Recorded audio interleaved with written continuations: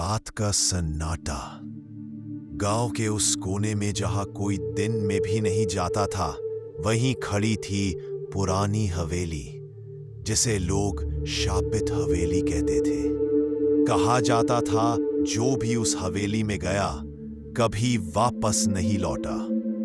लेकिन उसी गांव में एक लड़की रहती थी, आंचल। उसकी खूबसूरती पूरे इलाके में मशहूर थी।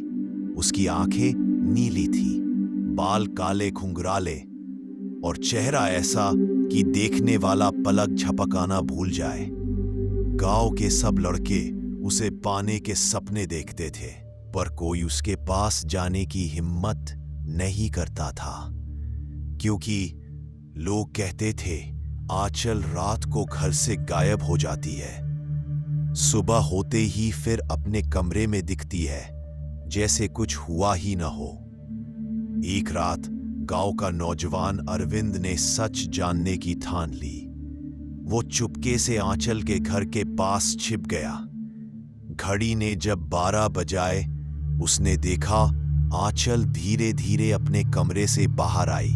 वो सीधी चलने के बजाय ऐसे चल रही थी जैसे उसके पैर पीछे की ओर मुड़े हों। अरविंद की सांस रुक गई। उसने देखा आंचल ने अपने लंबे बालों को हवा में झटकते हुए आसमान की तरफ देखा, और अचानक उसकी आंखें लाल हो गईं। वो हंसने लगी, पर वह हंसी इंसानी नहीं थी, वो दायन की हंसी थी। धीरे धीरे उसका चेहरा बदलने लगा। खूबसूरती अब खौफ में बदल चुकी थी। उसके दांत लंबे और नुकीले हो गए और आंखों से खून टपकने लगा। अरविंद भागना चाहता था, लेकिन उसके पैरों ने जवाब दे दिया। आंचल ने मुड़कर उसकी तरफ देखा और हवा में फुसफुसाई, अब तू भी मेरे साथ चलेगा। हवा में अचानक ठंडक बढ़ गई, पेड़ों की शाखाएं झूलने लगी। अरविंद ने चीखने की कोशिश की, पर उसकी आवाज गले में ही दब गई। उसके बाद बस सन्नाटा। अगली सुबह लोगों को उस जगह सिर्फ एक चीज मिली, अरविंद का जला हुआ मोबाइल और मिट्टी में गहरी उंगलियों के निशान। और उस रात के बाद गांव में अजीब घटनाएं शुरू हो गईं। लोगों के पशु अचानक मरने लगे, कुओं का पानी काला पड़ गया, और रात को हवाओं में औरत की हंसी गूंजती थी, लंबी, दर्द भरी, पर फिर भी किसी को डराने वाली। लोगों को यकीन हो गया कि गांव में कोई दायन है, पर कोई सोच भी नहीं सकता था कि वो दायन आंचल थी। वही लड़की जो दिन में सबसे सुंदर और मासूम दिखती थी। गांव के बुजुर्गों ने पंचायत बुलाई। एक बूढ़े तांत्रिक भैरवनाथ को बुलाया गया, जो आत्माओं से बात कर सकता था। वो बोला, यह दायन कोई आम आत्मा नहीं, यह किसी अधूरी प्रेम कहानी का बदला है। सबके मन में डर और जिज्ञासा दोनों थे। भैरवनाथ ने अगली रात आंचल के घर के बाहर एक तंत्र कवच बांधा और कहा, आज आधी रात को इसका असली चेहरा दिखेगा। घड़ी ने 12 बजाए। आंचल अपने कमरे में थी, आईने के सामने बैठी हुई। वो कंघी कर रही थी। उसके होठों पर एक अजीब। आंचल की आंखें डर से फैल गईं। नहीं, मैंने कुछ नहीं किया, उसने कहा। पर आवाज आई, तूने मुझे धोखा दिया, अब तेरा सौंदर्य मेरी सजा बनेगा। आईने से खून की धार निकली और सीधी आंचल के चेहरे पर गिरी। वो दर्द से चीख पड़ी और अगले ही पल उसकी आंखें फिर लाल हो गईं। वो जमीन पर झुक गई और उसकी उंगलियां लंबी नुकीली बन गई। बाहर बैठे भैरवनाथ ने मंत्र पढ़ना शुरू किया, ओम काल रूपिणी नमः। लेकिन हवाओं ने अचानक जोर से चलना शुरू किया और दरवाजे अपने आप बंद हो गए।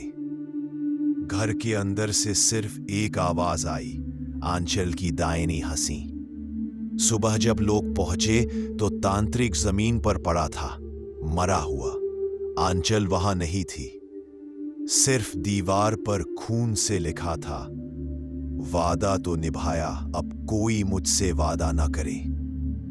उस दिन से अगर तुमने आईने में देख लिया तो आंचल तुम्हारे पीछे खड़ी होती है, लंबे बालों के साथ, और होठों पर वही डरावनी हंसी। भैरवनाथ की मौत के बाद पूरा गांव सन्नाटे में था। लोगों ने हवेली की तरफ जाना बंद कर दिया, पर एक व्यक्ति ऐसा था जो इस रहस्य को जानने आया। रवि, एक शहर का पत्रकार जो अलौकिक घटनाओं पर रिपोर्ट बनाता था। रवि को जब रूपदार दायन की कहानी सुनाई गई तो उसने ठान लिया, वो आंचल के पीछे का सच सबके सामने लाएगा। वो अपने कैमरे, रिकॉर्डर और ड्रोन के साथ हवेली पहुंचा। सूरज ढल चुका था और हवेली के ऊपर काउए मंडरा रहे थे। रवि ने कैमरा ऑन किया। अगर ये सच है तो आज रात मुझे साक्ष्य मिलेगा, उसने कहा। हवेली के अंदर घुसते ही ठंडी हवा का झोंका आया और दरवाजा अपने आप बंद हो गया।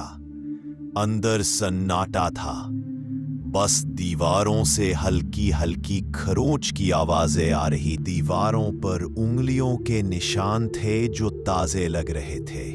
अचानक पीछे से एक आवाज आई, तू भी मेरा चेहरा देखने आया है? रवि पलटा, वहां कोई नहीं था, लेकिन उसके रिकॉर्डर में आवाज साफ दर्ज हुई। वो डर तो गया, पर उसने हिम्मत नहीं हारी। वो हवेली के अंदर और गहराई में गया। वहां एक टूटी हुई अलमारी थी जिसमें पुरानी डायरी पड़ी थी। उसने पढ़ना शुरू किया। वो डायरी आंचल की थी। उसमें लिखा था, मैंने उससे प्यार किया, लेकिन उसने मेरा विश्वास तोड़ा। उसने मेरे साथ विवाह का वादा किया था, पर किसी और से शादी कर ली। उसी रात मैंने उसी पेड़ के नीचे जान दे दी, पर शायद मेरी आत्मा को शांति नहीं मिली। रवि ने आखिरी पन्ना पलटा। वहां खून से लिखा था, जब तक हर झूठे प्रेमी का अंत न हो, मैं इस धरती पर रहूंगी। रवि का हाथ कांप गया। अचानक आईने में उसने देखा, आंचल उसके पीछे। उसने धीरे से कहा, तू सच ढूंढने आया था ना? अब सच्चाई तेरे साथ जाएगी। रवि के कैमरे ने आखिरी बार रिकॉर्ड किया उसकी चीख। फिर कैमरा गिर पड़ा और सिर्फ एक आवाज सुनाई दी, मेरी हंसी को याद रखना। रवि के गायब होने के बाद गांव में फिर सन्नाटा छा गया। लोगों ने हवेली को शापित मानकर छोड़ दिया। कोई उसके आसपास भी नहीं जाता था। लेकिन एक रात पूर्णिमा की चांदनी में फिर से वही हंसी गूंजी, धीमी पर इतनी डरावनी कि पूरा गांव जाग गया। गांव के पुजारी त्रिलोचन बाबा ने निर्णय लिया, अब इस आत्मा को मोक्ष दिलाना ही पड़ेगा, वरना गांव कभी चैन से नहीं जी पाएगा। वो अपने शिष्यों और मंत्रों के साथ हवेली पहुंचे। अंदर सब कुछ वैसा ही था, टूटी दीवारें, उड़ती धूल और सड़े हुए फूलों की गंध। त्रिलोचन बाबा ने हवेली के बीचों बीच। अचानक हवा थम गई। दीवारों से खून टपकने लगा और ऊपर की छत पर आंचल खड़ी थी। उसका चेहरा आधा इंसान आधा दायन, बाल खुले हुए, आंखें लाल और होठों पर वही डरावनी हंसी। उसने चीखते हुए कहा, मुझे क्यों शांति चाहिए? मैंने तो सिर्फ प्यार मांगा था, बदला नहीं। त्रिलोचन बाबा ने कहा, तेरा दर्द तुझे बांध कर रखे है आंचल। मोक्ष तब मिलेगा जब तू क्षमा करेगी। आंचल कुछ पल के लिए चुप रही, फिर आसमान में बिजली चमकी। उसने देखा वही पेड़ जिसके नीचे उसने जान दी थी, अब आग में जल रहा था। वो धीरे धीरे रोने लगी और उसकी आंखों से खून के आंसू बहने लगे। अगर वो लौट आता तो शायद मैं दायन न बनती। वो जमीन पर झुक गई। आग की लपटें उसके चारों ओर घूमने लगीं। उसकी हंसी अब दर्द में बदल चुकी थी। धीरे पूरा गांव देख रहा था। सालों बाद हवेली के ऊपर पहली बार सूरज की किरणें पड़ी। हवा में अब शांति थी। पर कहानी यहीं खत्म नहीं हुई। कुछ महीनों बाद एक नई लड़की गांव में आई। वो बेहद खूबसूरत थी, नीली आंखें, लंबे बाल और वही मीठी मुस्कान। लोगों ने कहा नई मासूम लड़की है, पर एक बूढ़ी औरत ने डर कर कहा उसकी चाल देखो, कहीं वही तो नहीं। और जैसे ही रात हुई, कुएं से फिर वही आवाज आई, मेरी हंसी को याद रखना।